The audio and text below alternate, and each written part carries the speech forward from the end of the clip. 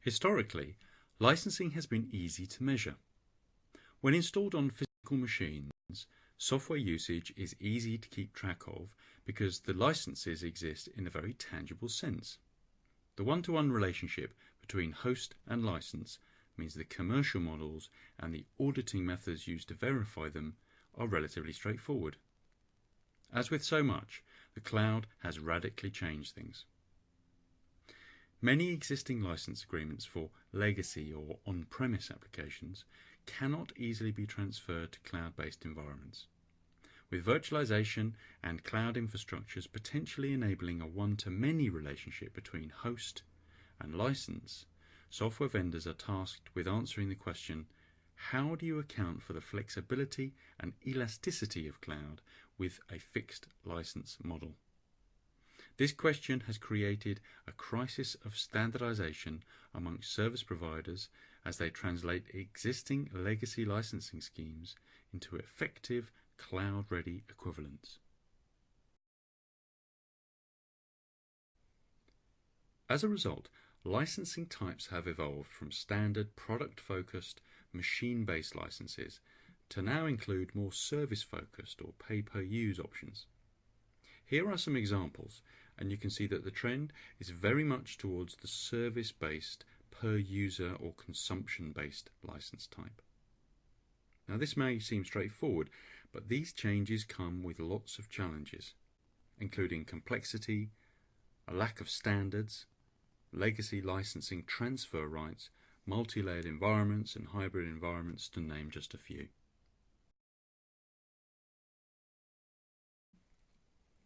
A good way to approach the challenge of licensing compliance in the cloud is to break down the task into distinct parts. Application and service assessment. As part of your cloud migration planning, you'll need to include licensing in your application assessment process, plus identify any existing cloud services in use. Licensing in the cloud. For software identified as part of any new cloud environments, an understanding of how these licensing agreements work in relation to different cloud models.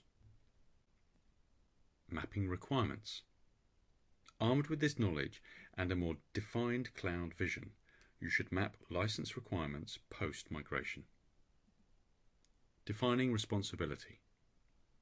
Coupled with this, it's important to identify the boundaries of responsibility between you, your providers, and indeed partners for software licensing across any new cloud environments. Asset lifecycle management. And finally, and more importantly, how existing software asset management processes and tools work today, and how and if they can work with new cloud environments.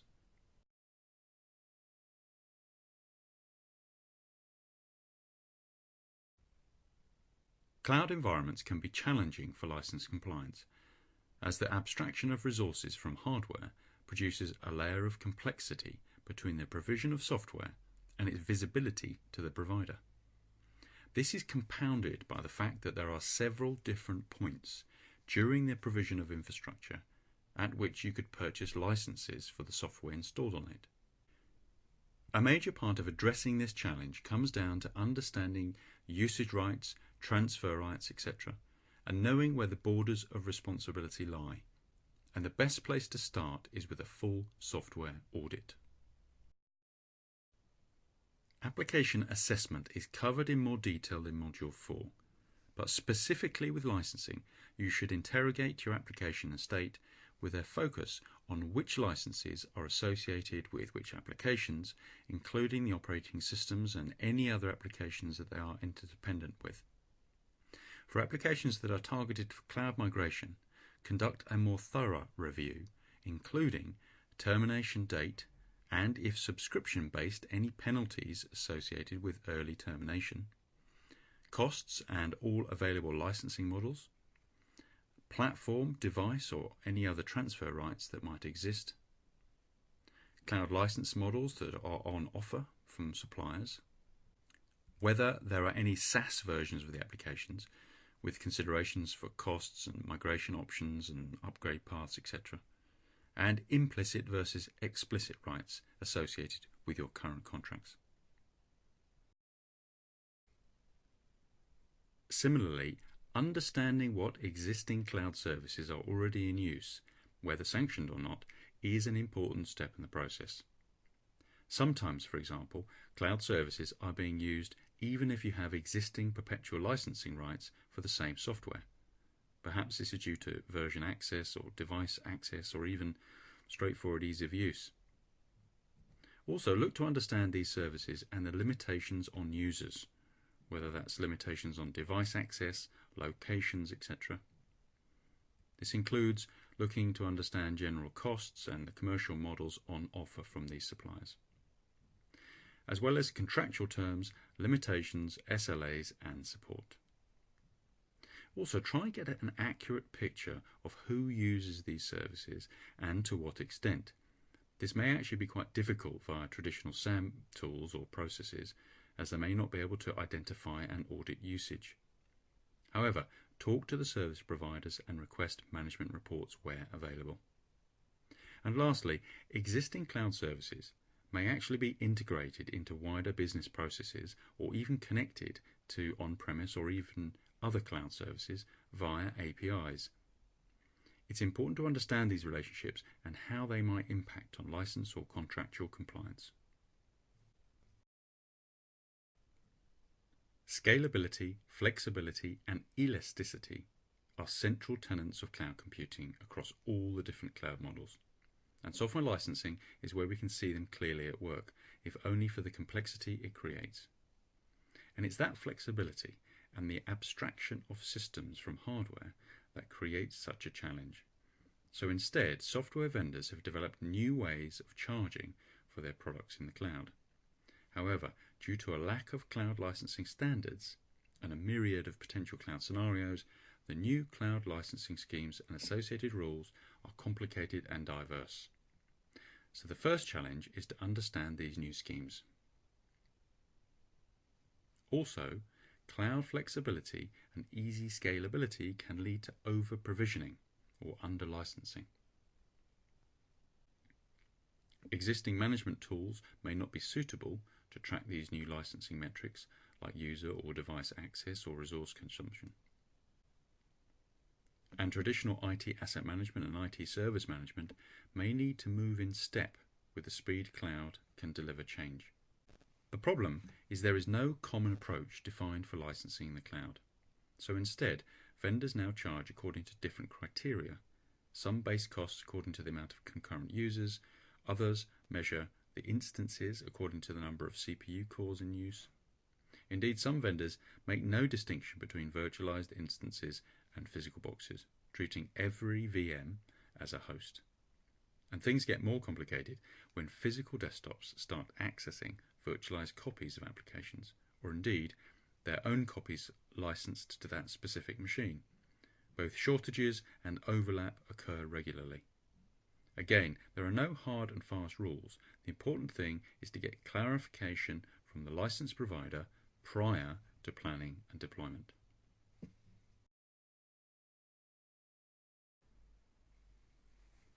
When looking at the different cloud models, license compliance risk is relatively low for software as a service, while the risk of software overspend is relatively high due to the ease of provisioning and potential lack of centralized control. Conversely, compliance risk is actually quite high for infrastructure as a service, and risk of overspend is moderate.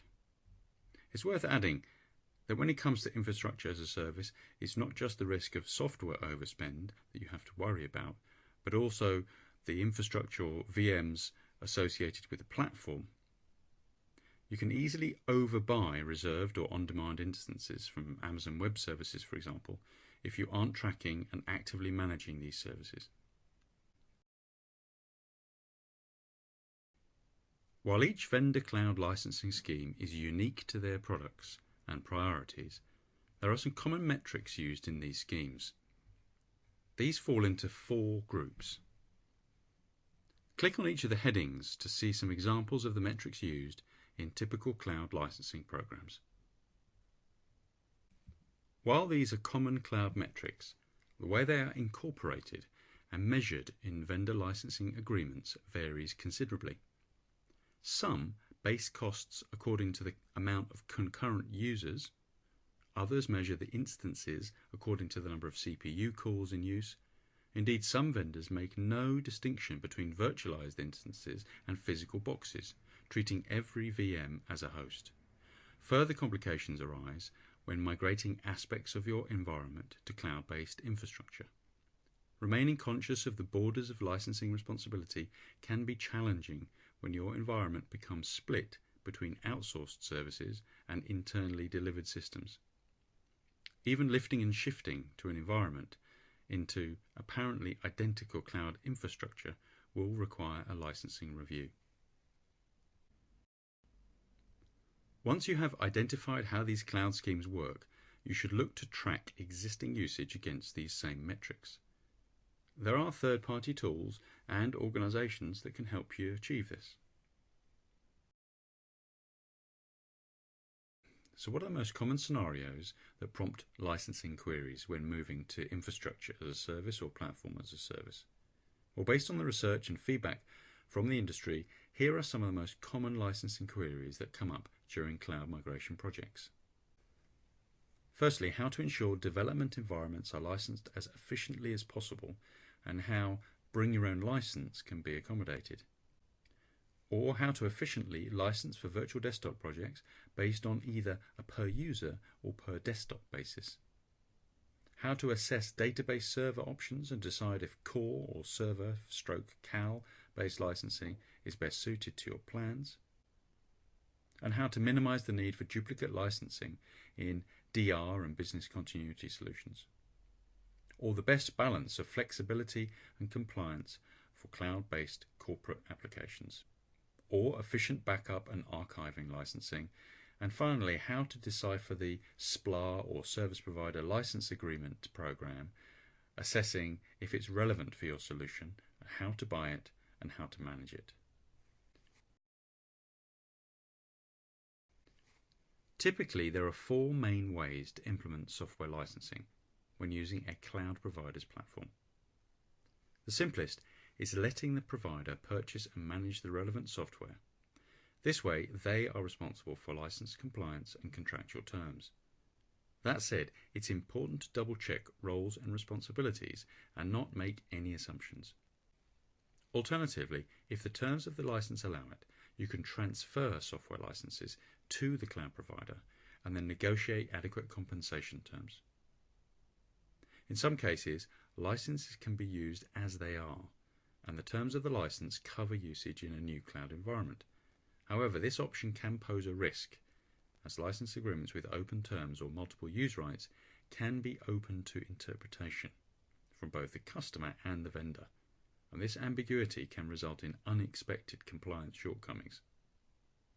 And lastly, many vendors offer a direct upgrade or conversion scheme that enables on-premise licenses to be converted to the appropriate cloud-based versions. We'll cover an example of this next.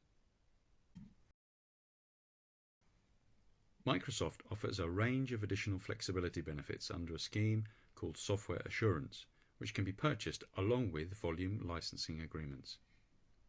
Microsoft's license mobility comes as part of Software Assurance and enables you to deploy certain server application licenses purchased under volume licensing agreements onto a Microsoft authorized cloud service provider's platform. This means that you can use these licenses for both on-premise and cloud configurations. However, there are some complexities that accompany this type of license conversion. For example, only certain applications are covered by this scheme, and there are also rules around server assignment. So it's worth getting professional advice to ensure appropriate solution design and compliance management. Once you have a good handle on your current application and license estate, and you have identified how the alternative or cloud-based licenses work, the next step is to map your license requirements versus your destination. The key here is to apply the new metrics associated with the new cloud licensing schemes to your current or projected application usage, whether that's the number of users or resources or consumption patterns or whatever that might be.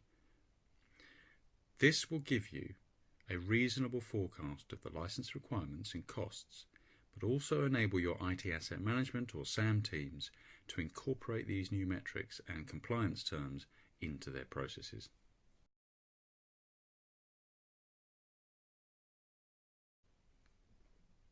There aren't many hard and fast rules when defining licensing responsibility in the cloud. The onus varies dramatically between providers, vendors, delivery models, and internal configurations. For instance, where third-party suppliers are involved, ask questions around who is responsible for licensing the individual components and confirming the configurations are still supported and maintained by the vendors. Consider factors like virtualization layers, orchestration layers, operating systems, and individual applications. Furthermore, if the design includes any open source components, consider if they're supported, what the terms are, and by whom. Do you fully know where open source code is being used across your organization and the conditions under which the code is open? During the application assessment phase, try and use a service or toolset that includes provision for open source. It's a balancing act between the provider and customer. Often, providers are more open to negotiation than may seem apparent. Don't be afraid to offer a counter-proposal if you can leverage projected growth against current costs, for example.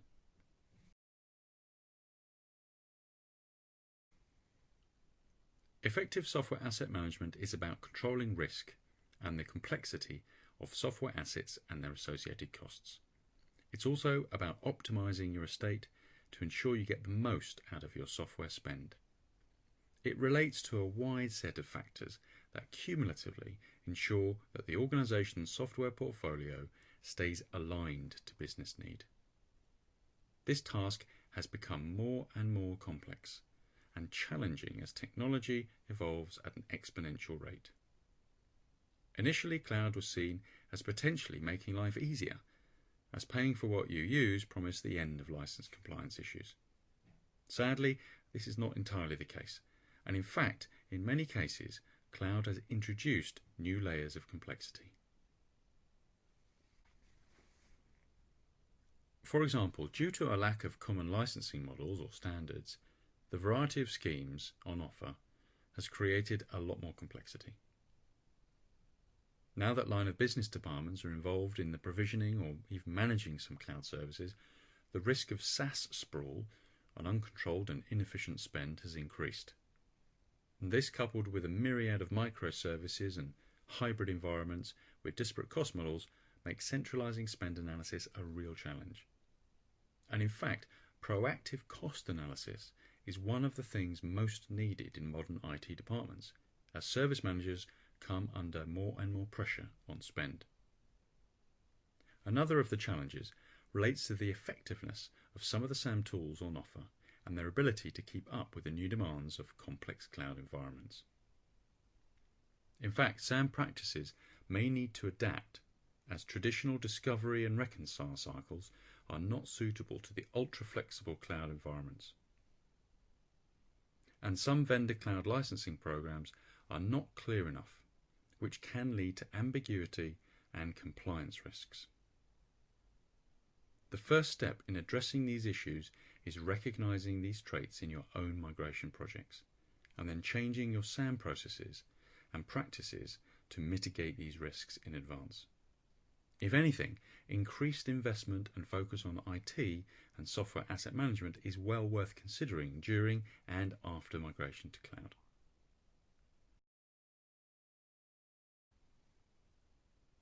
In more general terms, there are significant parallels between the management of software assets and licenses and the management of third-party cloud-based services, particularly regarding compliance, risk, cost and value, SAM's core objectives. Click on the icons to find out more.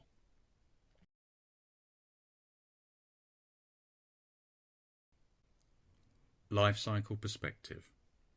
As with software assets, Lifecycle phases of cloud-based services need to be considered as part of the original evaluation, justification and contracting phases. This includes procurement, implementation, ongoing management and termination. This may involve consultation with functions across the organisation based on their role in the lifecycle.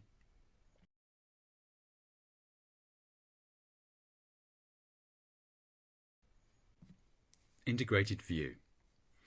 The organisation needs an inventory of the cloud-based services to which it has committed, and over what period, the total cost, the terms under which the service is provided and terminated, and the associated obligations and risks. As with software assets, this requires a clear view of how these services integrate with business process, any other software assets or indeed services, and the financial and contractual aspects of the service itself.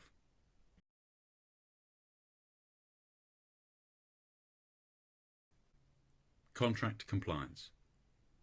As with licensing agreements, agreements for cloud-based services have grants and restrictions on use, as well as penalties for non-compliance.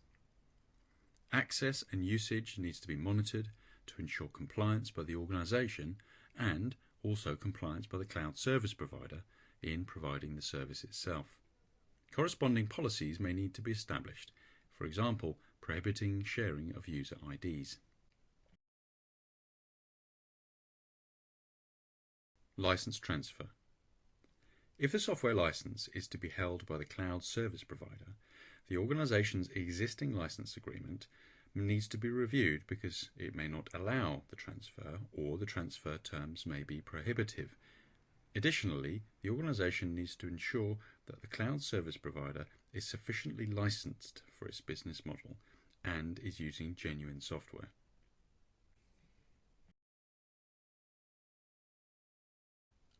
License compliance.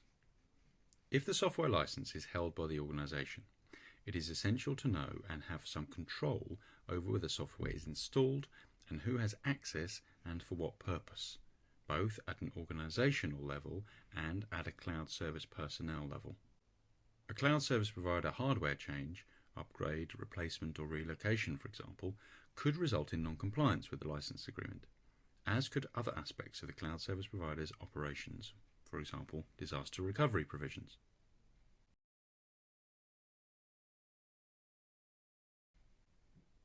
Cost management.